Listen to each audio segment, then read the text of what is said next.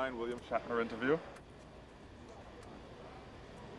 May I call you Bill while we're talking? That's my name. Yeah, but some people don't like it when you just invented it. I'm from England, so I'm concerned about these things. Well, you call me what makes you comfortable.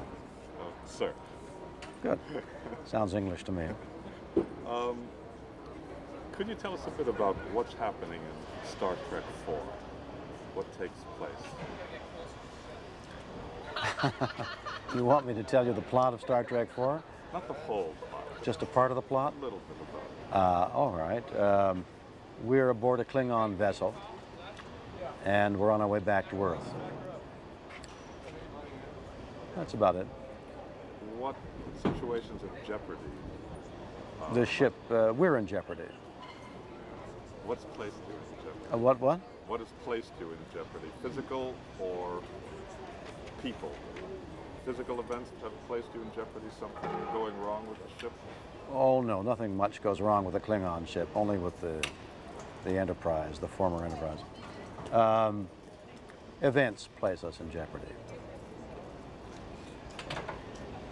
What changes have taken place in Captain Kirk since the last story? Well, he's gotten 2 years older. And that's about it. Has he changed at all in his attitude towards members of the crew or the way he conducts the mission? This film is treated a little more lightly. And so I tried to lighten up along with the theme of the show. I tried to place myself in that influence. Are we overloaded? No, we're all right. Noisy. Some sort of truck. Well, it is. Okay. How much of the character of Captain Kirk that's evolved has been you, William Shatner? How much of William Shatner is in the character? Are you similar people? Well, I can't perform. I can't react or act in doing something that I'm not aware of.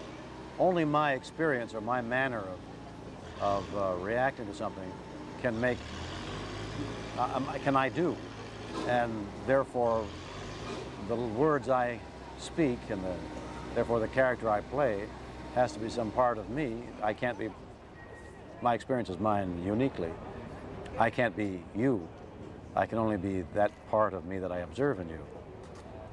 Therefore, everything I play, as any actor is them, and they are the actor.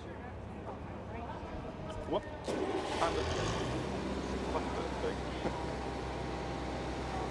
We wouldn't come out now.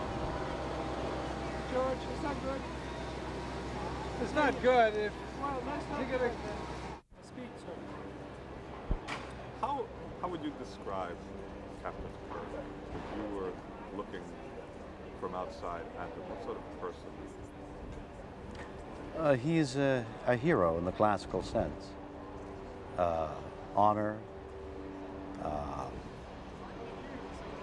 conviction is more important than life. So he is the manifestation of the Greek hero today, I think. Was that the way the character originally was conceived, or has he evolved in various ways over the years? The original genesis was Captain Horatio Hornblower. I had played some Shakespeare before coming to this country, actually, in Canada. And I suppose, I'm not sure, but I suppose that my background led me to think in terms of the look of eagles, as it's called sometimes. The statues that we see of the Greeks all had a nobility of form, and I think that that's the soldier philosopher, what they taught, is what I've striven for. When you started with the series,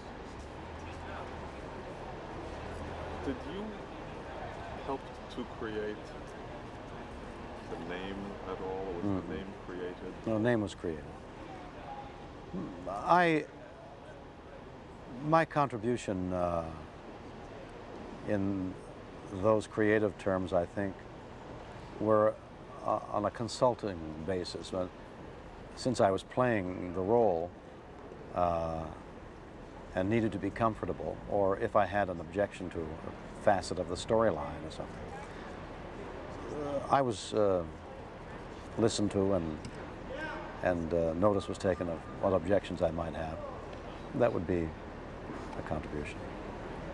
It's I would imagine, with all of you having worked together so often, it's almost when we watch you, it's like an ensemble playing, an ensemble team.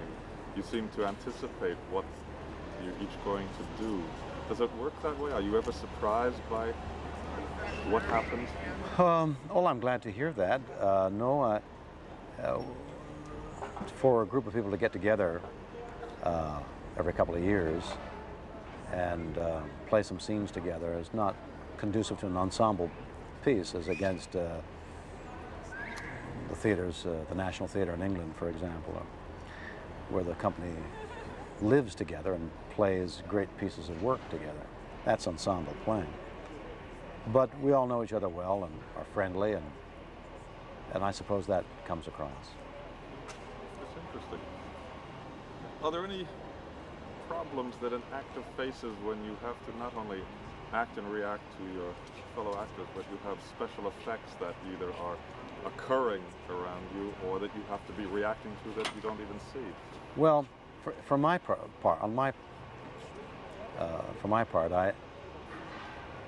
I don't find it difficult to react to something I don't see, because frequently you're reacting to some emotion from an actor or an actress you're not getting. But what is perhaps working is not wanting to look like a fool. If the unseen monster is approaching, you've got to be doing like, what's her name in the ape show? What was the name of the big ape? King Kong. Fay Wray in King Kong. Be scared, be happy, be, you know. And you're doing Fay Wray. And we all laughed at Fay Wray. So I think the overriding emotion is, I hope they don't laugh at me. That's lovely. What sort of physical activity do you have to do in Star Trek 4? Are you involved in Not too much. We just dodder. You do that pretty well. How did you choose to avoid the obvious pitfall of being typecast? I admire the actors that I hear being interviewed or read on interviews saying, I chose this role because. I never did that. I just took the work and acted. I don't know what is more beneficial. I hear of the actor talking about a body of work, or I took this because, you know, playing that made me feel this or that. I just never understood that way of thinking. An actor is offered work and you take it, either it's good, mediocre, or bad. And I suppose if you have any morality at all, you don't take that which is bad. You struggle with the rest. The good stuff you'll always take, and the mediocre stuff you've got to make an editorial decision on. I think mostly based on it, whether it's really lousy or just lousy. You know? You've created an exceptional acting career for yourself, not only within the Star Trek framework, but outside. What plans do you have for William Shatner, actor? Well, I'd like to create an exceptional acting career. So I don't know. I don't have plans. I never understood plans. I have a film that a story of which I have built and hired a writer to develop the screenplay for, and I'm about ready to have a finished script. And it's a story about a passion of mine on saddlebreds, horses that I breed and train and ride and compete in. There's a world there that is uniquely, I'm uniquely qualified to show, because I'm a director and produced odds and ends, so I'm capable of making a film on my own. So I'll accept the term filmmaker for myself, but I'm also a competitor in a sport that is very little known, and it gives me a unique position to make a film about the show horse world, and that's something I'd really like to do. Other than that, to be gainfully employed in something halfway decent and to ride my horses and to love my family are my plans. What would you say Star Trek has meant to you other than employment? Well, Star Trek has been the springboard for international publicity, international fame. And I think, therefore, because so much of our work is based on what names do you have in a particular show, that I've been able to have some fun acting, because Star Trek is in my past and my present, and I expect my future. What would you like audiences to feel, perhaps, when they would come out of seeing Star Trek 4? What would please you as an actor? Well, in this particular show, the object of drama is catharsis, and I don't think there'll be a cathartic feeling in this particular film. I do think that they'll be entertained, which is the other object of films and theater. And I think they'll have a few laughs, and I think they'll be excited by the premise and be suitably amazed by the special effects. Other than that, you'll get your money's worth. Is Kirk of today the Kirk of yesterday? How has he changed quite a bit, other than physically?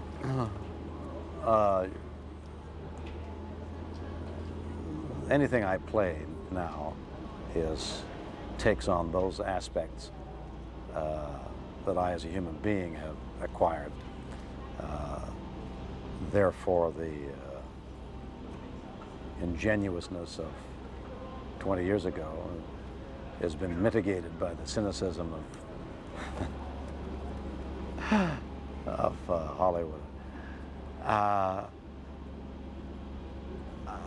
Those character flaws and values that I have are changed or amplified, and I unconsciously, and sometimes at my best consciously, bring them to bear on something I play. In that way, he's changed because I've changed. That's fascinating. It's like I get a pain laughing when I can't let loose when you're funny like that. That's terrific.